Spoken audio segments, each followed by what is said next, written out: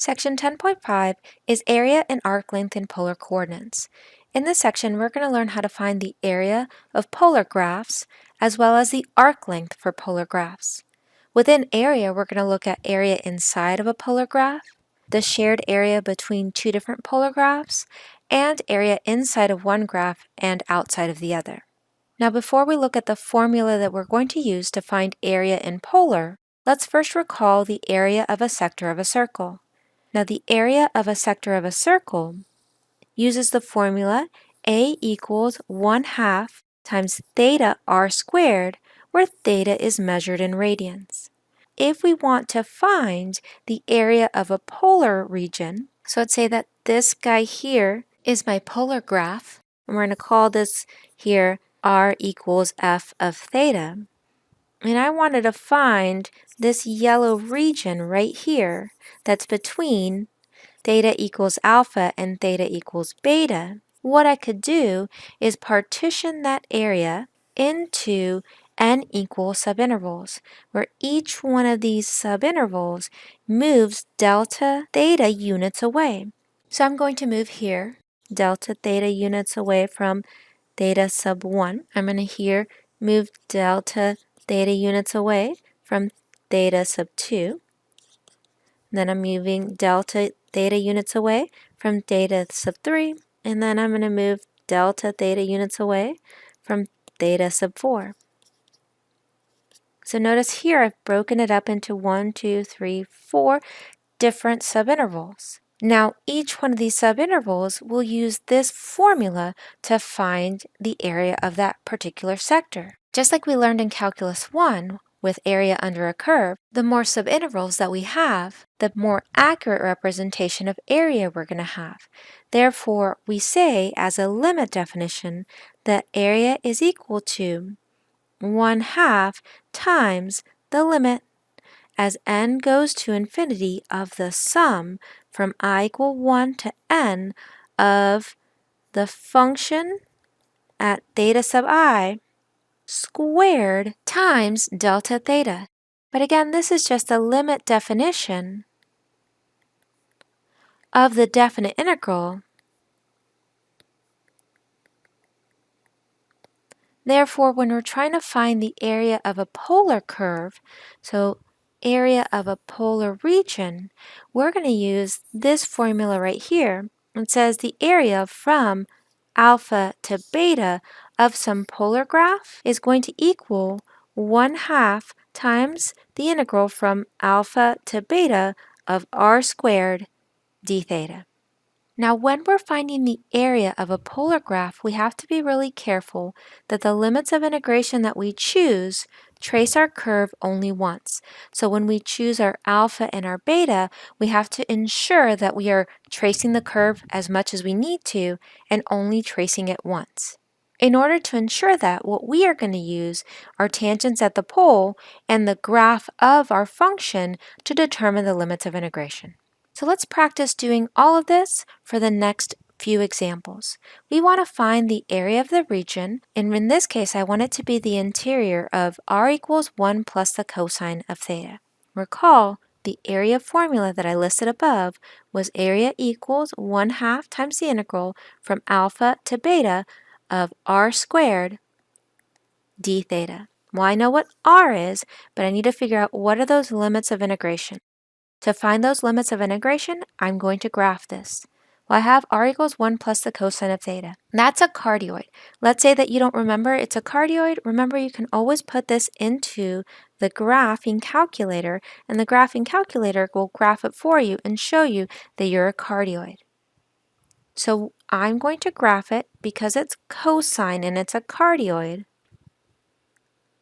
I'm going to make a table of values, and the values that I choose because it's cosine are angles between 0 and pi because cosine is symmetric with respect to the x-axis. When I'm setting up my table, I'm going to choose angles for theta to be between 0 and pi, and I'm only choosing angles where the cosine is either going to be an integer or a fraction. So I'm going to use 0, and then pi over 3, pi over 2, 2 pi over 3, and then pi. Now you don't need to graph your function at all. I do it to help us figure out the limits of integration. So let's figure out what r is for each one of these. So you're just plugging it into the calculator if necessary. Remember, r is equal to 1 plus the cosine of theta. So if we were to plug in 1 plus the cosine of 0, we'd have 2. 1 plus the cosine of pi over 3, we'd have 1.5. 1 plus the cosine of pi over 2 is 1. 1 plus the cosine of 2 pi over 3 is 0.5. And then finally, 1 plus the cosine of pi would be 0. Graphing this, remember this is the angle of pi over 3 over here, and this is 2 pi over 3. The point 2, 0, angle of 0 out to 2. The point 1.5 pi over 3, angle of pi over 3 to 1.5. The point 1 comma pi over 2, angle of pi over 2 to 1. The point 0.5 2 pi over 3, angle of 2 pi over 3 to 0.5. And then finally the point 0 pi, angle of pi, and then 0. Now let's reflect. If I reflect the point at 2 pi over 3 down, I'd be right here. The point at pi over 2 down, I'd be right here. And the point at pi over 3 down, I'd be right here. Now let's graph the cardioid.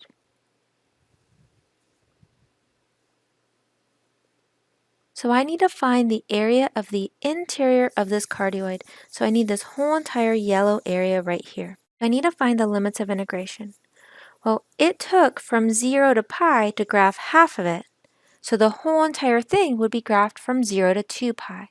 So our limits of integration, we could say, would be from 0 to 2 pi of our function, which is 1 plus the cosine of theta squared d theta. But we're going to use symmetry to do this, and we're not going to use the limits of integration from 0 to 2 pi. Remember, we graphed half of it from 0 to pi. From 0 to pi, we had half of it. Since we had half of it, and this is symmetric with respect to the x-axis, we're going to say our area is 2 times 1/2 the integral from 0 to pi, just to make our lives easier because that'll cancel out that 1/2 in the front. So we could use this to find the area, but we're going to instead use twice the integral from 0 to pi so that we can, one, cancel out the 1/2 at the beginning, and we can do that because symmetry. The top half here and the bottom half here have the same area, so we can just find the top area and multiply it by 2. In order to integrate this, I first need to square 1 plus the cosine of theta. Write it twice in FOIL if you need to, but if you're squaring 1 plus the cosine of theta squared, you will end up with 1 plus 2 cosine of theta plus cosine squared theta, d theta. Now I can integrate 1, I can integrate 2 cosine of theta, but cosine squared theta needs the power reduction formula in order to integrate. So I'm going to split myself up into 2 separate integrals. So here I have the integral from 0 to pi of 1 plus 2 cosine of theta because I can integrate those. And then the other one here, remember this is really just 1 plus the cosine of 2 theta all over 2. So if I factor out the 1/2, all that's going to be left inside the integral is the numerator, which is that 1 plus the cosine of 2 theta. Now that everything is in basic form, we're going to go ahead and integrate. Integrating, we get the integral of 1 is theta. The integral of 2 cosine of theta is 2 sine of theta. Over here, the integral of 1 is again theta, and then integrating cosine of 2 theta, remember the number multiplying theta is 2, so since it's linear, we multiply by the reciprocal of that linear, so we're multiplying by 1/2, and then the integral of cosine of 2 theta is just a sine of 2 theta. And that again allows us not to have to use a u sub. I'm going to distribute and then combine like terms because I noticed that my limits of integration are the same for all of these. They're from 0 to pi, so I'm going to combine everything first and then plug in those limits of integration in at the end. So here I have theta plus 2 sine of theta plus, if I distribute, 1/2 theta and then plus 1/4 sine of 2 theta. And that gets evaluated from 0 to pi. Notice that we have like terms, theta and 1/2 theta. And therefore, we have 3/2 theta plus 2 sine of theta plus 1/4 sine of 2 theta. And now that we've combined like terms, let's go ahead and plug in those limits of integration. Plugging in pi, we would have 3/2 pi plus 2 sine of pi plus 1/4 sine of 2 pi. Then plugging in the lower limit of integration, we'd have minus, and then that's 3/2 times 0, or 0, plus 2 sine of 0, plus 1/4 sine of 2 times 0 is still 0. Well, we know that the sine of 0 is equal to 0, so these will cancel. And the sine of 2 pi is equal to 0, so that'll cancel. And the sine of pi is equal to 0, so that'll cancel. Therefore, the area here is just going to be 3 pi over 2. So the area of the interior of this cardioid is 3 pi over 2. Number 2 wants the area of the interior of r equals 3 times the cosine of theta. Notice there's no graph here because you don't need to graph them. I only graph them to help us find those limits of integration. First off, what am I looking at? 3 cosine of theta. If you forget, remember your calculator won't. So if you come over here to your calculator and put in 3 cosine of theta, I'm going to go to a regular window. Notice that that's just a circle. So I know that I'm looking at a circle. And I remember that with circles, I use a table to graph them. Since it's cosine, my values that I'm going to plug in for my table are from 0 to pi. So I'll plug in 0, and then pi over 3, pi over 2, 2 pi over 3, and then finally pi.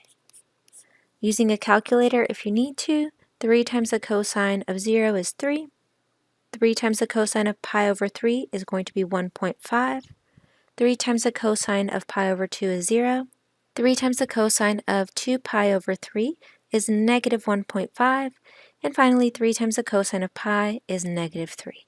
And you can plug that again into a calculator if you need to. So now I'm going to graph this. My largest r is 3. So I'm going to move 3 units away from the pole. So here's 1 unit away from the pole, 2 units away from the pole, 3 units away from the pole. And I'm going to draw in the angles of pi over 3 and 2 pi over 3. So here's where pi over 3 is. I know 0 and I know pi over 2. And here is 2 pi over 3. And I know where pi is. So now graph this. We have 3, 0, so an angle of 0 out to 3 right here. 1.5 pi over 3, an angle of pi over 3, 1.5 units away. 0 pi over 2, so an angle of pi over 2, and add 0. Negative 1.5, 2 pi over 3, so an angle of 2 pi over 3, and since r is negative, you cross the pole and go to 1.5. And then finally, negative 3 pi, angle of pi, since r is negative, cross the pole, and you're right back there.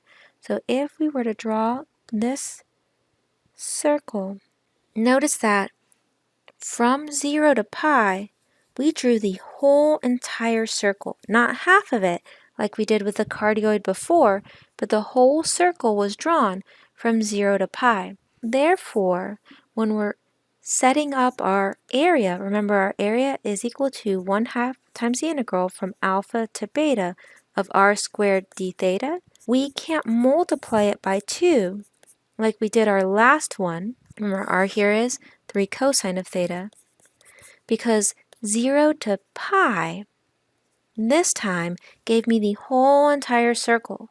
So my limits of integration have to be just from 0 to pi, unlike number 1, where 0 to pi gave us half the cardioid and we were able to multiply it by 2. All right, so let's just work this problem out now.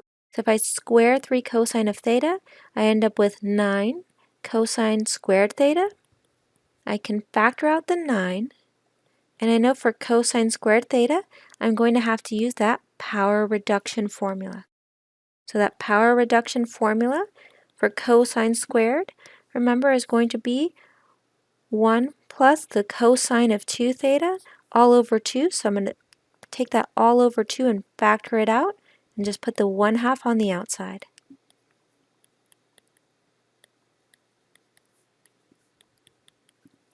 I want basic form, so I can go ahead and integrate.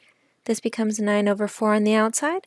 The integral of 1 is theta, And the integral of the cosine of 2 theta, remember the coefficient is 2, so it's 1/2 times the sine of 2 theta.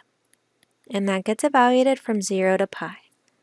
Plugging in those limits of integration, we'd have pi plus 1/2 times the sine of 2 pi minus 0 plus 1/2 the sine of 0. Well, just like last time, the sine of 0 is 0. That's just a 0. Sine of 2 pi is 0.